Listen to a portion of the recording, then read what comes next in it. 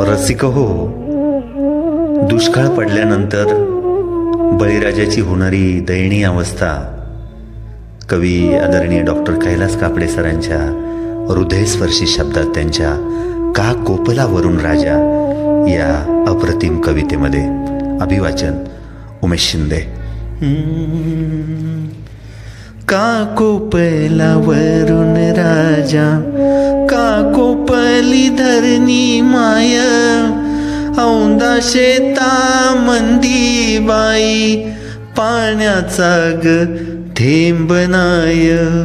का कोपला वरून राजा, का कोपली धरणी माय, औंदा शेता मंदी बाई, पाण्याचा ग थेंब नाय.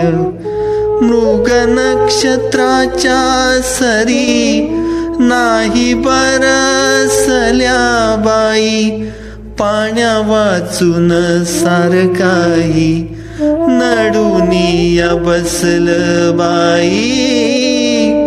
का कोपला वरून राजा, का कोपली धरणी माया, औंदा शेता मंदी बाई, पाण्याचा ग थेंब नाय.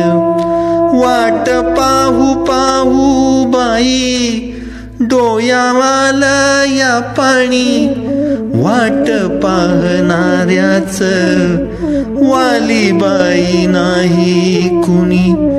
डोळ्यातील पापण्यांचं पाणी गेलं या सुकून, जसं दुभत्या गाईचं दूध जात या वाटून. का कोपला वरून राजा, का कोपली धरणी माय, औंदा शेता मंदी बाई, पाण्याचा ग थेंब नाय.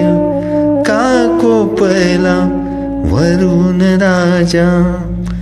नाही रुजवल बीज, नाही फुटल अंकुर, नाही नेसली औंदा वरून राजाचा वाहेर.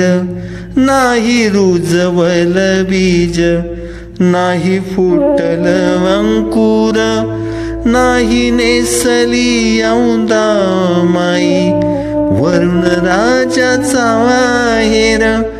पाणी पाणी म्हणता म्हणता रान गेलं या सुकून, तरी बाई वरून राजा नाही झाला मेहरबान.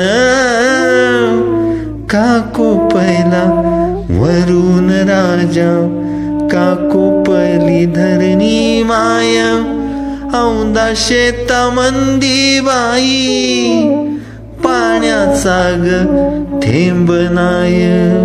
का कोपला वरून राजा, का कोपला वरून राजा.